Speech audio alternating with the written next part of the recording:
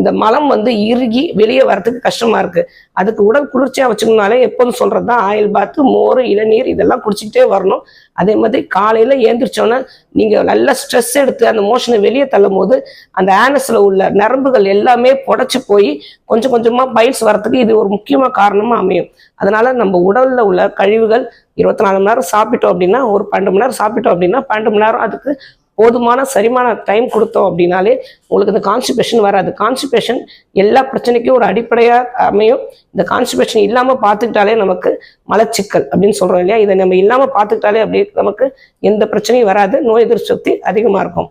வேறு எதை பற்றி பேசணும்னு நீங்கள் நினச்சாலும் ஏதாவது கமெண்ட் பண்ணாலும் தாராளமாக நீங்கள் கமெண்ட் பண்ணலாம்.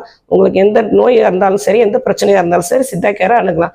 உங்களுக்கு அதுக்கப்புறம் அந்த நோய் திரும்ப வராமல் இருக்கிறதுக்கும் ஹெல்த் டிப்ஸ், லைஃப் ஸ்டைல் எப்படி மாற்றிக்கலாம் அப்படிங்கிற டிப்ஸும் உங்களுக்கு இங்கே கிடைக்கும். ஆரோக்கியமாய் வாழ்வோம்.